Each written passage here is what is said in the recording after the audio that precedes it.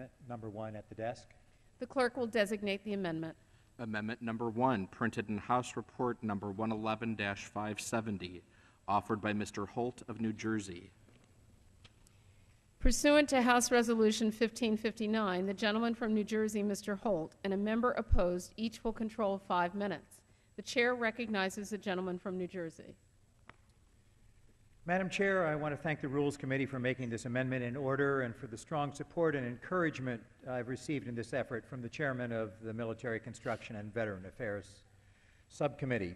Mr. Edwards' leadership of the subcommittee and his concern and compassion and advocacy for the needs of veterans is truly an inspiration. Madam Chair, we have few responsibilities as solemn and as important as ensuring that our veterans receive the care that we have promised them as a nation. To that end, my amendment directs the Department of Veterans Affairs to allocate $20 million for direct advertising, the use of online social media, and other media for suicide prevention outreach. Let me take a moment to tell you why this issue means so much to me, and I'd like to tell you about one very remarkable family from my central New Jersey congressional district. A little over a week ago, on July 14th, I had the privilege of introducing Mrs. Linda Bean of East Brunswick, New Jersey, to the House Committee on Veterans Affairs. Linda was appearing before the Oversight and Investigation Subcommittee to tell the story of how her son, Coleman, came to take his own life in September 2008. Linda made it clear why she had traveled to Washington to, I would say, courageously share her family's painful story. Quote, "I owe a duty to my son and our debt to the men with whom Coleman served," she said. You see, Coleman was a two-tour veteran of Operation Iraqi Freedom. Like so many of our troops who have served in Iraq and Afghanistan, Coleman developed post-traumatic stress disorder. In between and after those tours, he sought treatment for his PTSD. Because Sergeant Bean was a member of the Individual Ready Reserve, the so-called IRR, a pool of reserve soldiers not assigned to any unit, but available for mobilization if needed, he could not get treatment for his condition because the Departments of Defense and Veterans refused to take ownership of Sergeant Bean and the thousands like him. A few weeks after Coleman took his life, the VA called to confirm his appointment. As Linda closed her testimony before the House Veterans Affairs Committee, she relayed how one VA official had told her, "If they won't walk through the door, we can't help them." Linda's response must be our response. Of course we can help them. It is our duty to figure out how, not theirs. Earlier this year, I secured the inclusion of a suicide prevention provision in the annual Defense Authorization Bill that would require the Secretary of Defense to conduct periodic telephone or in-person outreach and counseling calls to reservists like Coleman. The idea is to check on the IRR members' mental, emotional, and professional well-being and to identify and treat any IRR members who are deemed to be at risk of harming themselves.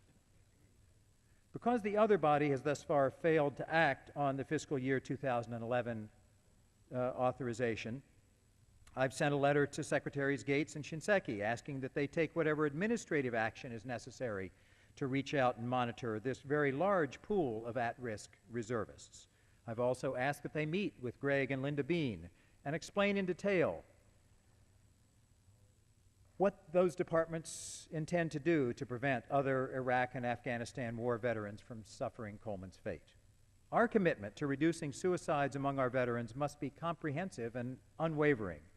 This amendment today is designed to give the VA the resources and the direction to get appropriate, broad-based outreach underway as soon as President Obama signs this bill. I hope this amendment will be supported on a bipartisan basis because, as Linda Bean says, it's not their job to figure out how, it's ours. And now I yield so much time as he may consume to Chairman Edwards. Gentleman from Texas is recognized. I just want to commend the gentleman for his leadership on this effort. It is a heartbreaking tragedy every time a veteran takes his or her life as a result of their service to our country.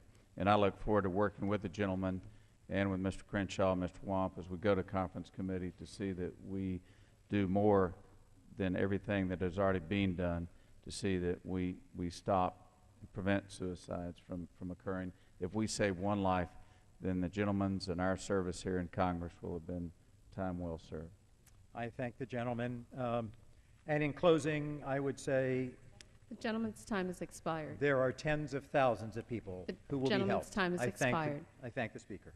For what purpose does the gentleman from Florida rise? I'd like to claim time in opposition, although I'm not necessarily opposed to the amendment. Without objection, the gentleman is recognized. Madam Chair, I just want to also commend the gentleman for offering this amendment. I think so often we have resources that are available like this that sometimes our veterans are not aware of. And so I think we've made great strides in dealing with, we have a suicide prevention hotline. We're working every day. But I think he makes an excellent point that so often people are not aware of the services they might avail themselves to. So I commend him for this, and I would certainly favor this amendment so that we can get the word out to know that we're trying to help folks. So with that, yes, I yield to Mr. Kennedy the balance of my time. Appreciate the gentleman yielding. I too want to join in paying tribute to Mr. Holt for this amendment, and also to the chairman, Chairman Edwards, for his diligence to this mental health issue in the bill. As I said earlier, these wounds may be invisible, but they're not invisible to the members of our uniform who are suffering from them. I think it may not come to surprise to most people that those service members dying of suicide outnumber those who are killed in action. And that does not include our veterans.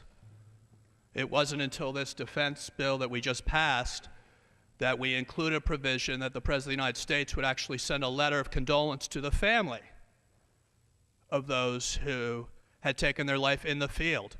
And we all know what the pressures are on those individuals. More tours of duty, longer times away from their families, and more stress.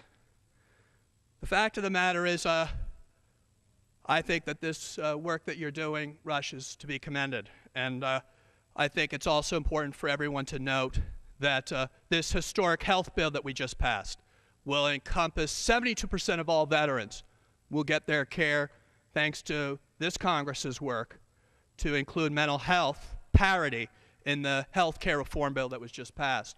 72% of all vets will never see the VA for their health care, but rather through private health insurance. And this Congress passed legislation making it illegal for them to be discriminated against based upon health status, whether it be mental, physical, and we all know that mental now is a neurological disorder. So thanks again for your good work. Again, thank you to the chairman and ranking member for their good work on this. Yield back the balance of my time. The gentleman yields. The gentleman from Florida is recognized. I yield back my time. The gentleman yields. The question is on the amendment offered by the gentleman from New Jersey. Those in favor say aye. Those opposed say no. In the opinion of the chair, the ayes have it. The amendment is agreed to. It is now in order to consider amendment number 2, printed in House Report 111-570. For what purpose does the gentleman from Indiana seek recognition? I have an amendment at the desk.